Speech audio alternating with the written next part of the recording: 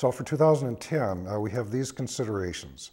That Grays and Phelps Bay will continue, that Carmen's will re-enter the program if sufficient funds can be made, but they will have to start it at the beginning again. There is an expansion area in Phelps Bay, the area closest to Spring Park Bay, that's being considered to add on to the bay to make it more geographically whole. We are working with interested parties on Gideon and St. Albans Bay who are interested in starting the program. And we'll pay attention to funding and project management as we have throughout. Next slide, please. Now the next few tables are a lot of costs. I'll point out that all these numbers are in thousands of dollars. Here we show by bay, by year, the actual in 2008 and 2009, and the projected costs for treatment in 2010. These are the overall costs for the program.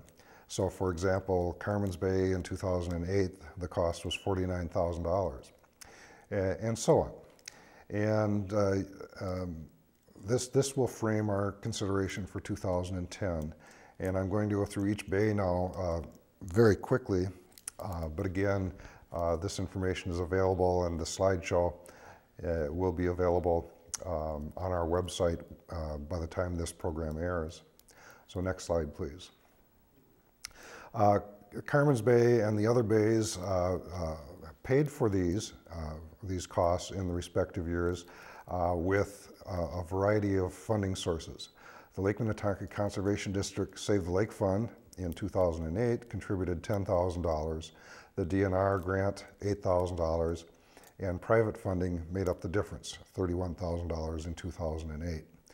We do not yet have firm commitments, so the 2010 cost reimbursements are estimates at this time. Next slide.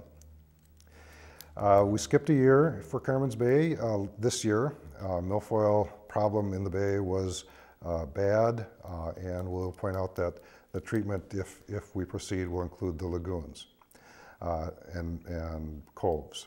Next slide, please. Grays Bay, a similar story with their numbers.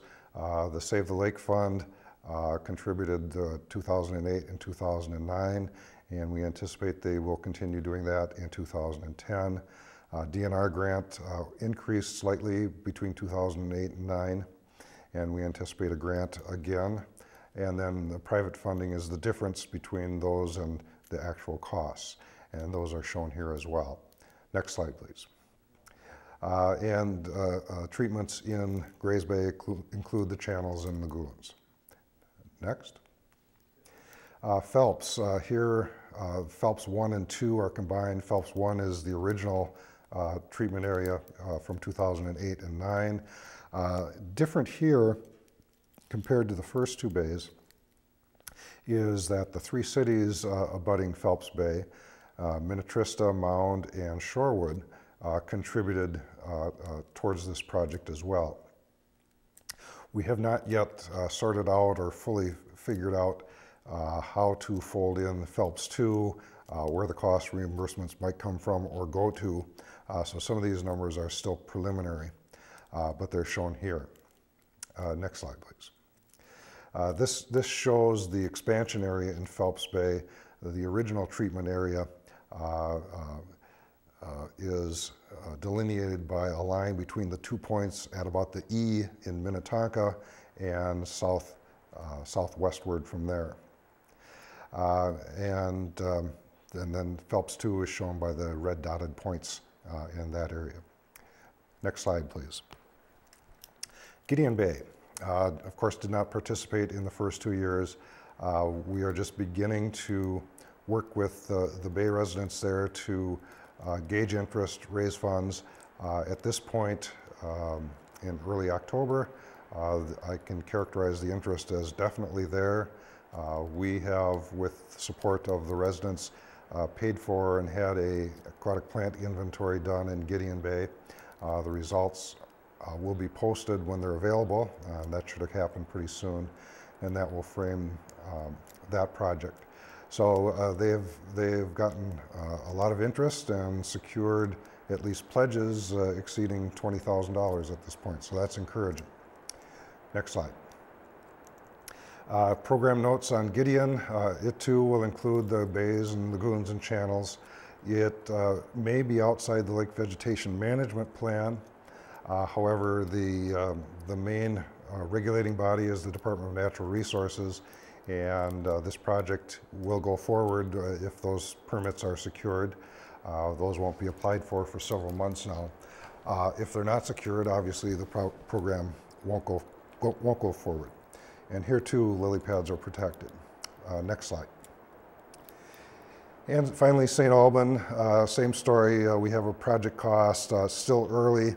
Recent meeting, town hall meeting of the Bay residents was very encouraging. 60 or more people showed up and we're all very supportive. So we anticipate that will go forward. Next slide, please.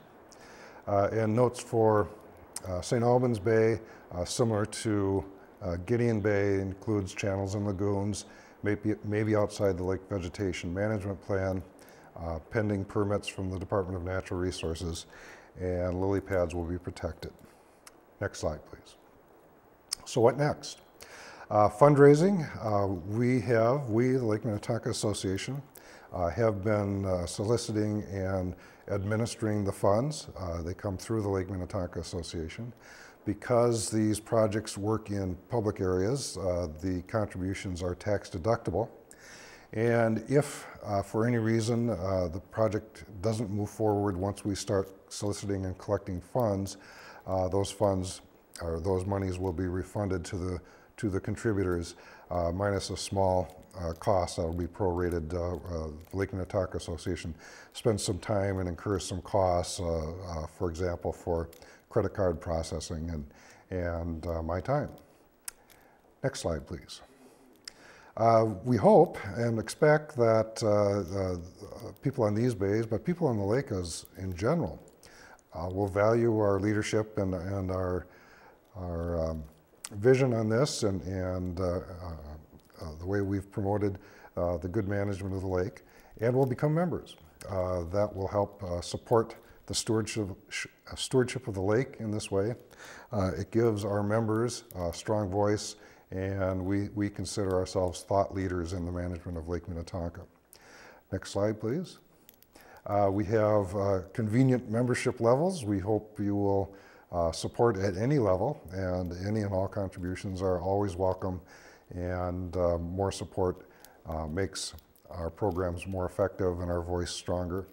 By the way, we are also working with various agencies on a protection plan for aquatic invasive species like zebra mussel, and hope to have that completed by the end of the calendar year, ready for a discussion at various levels in agencies, and implementation of some meaningful program by next season.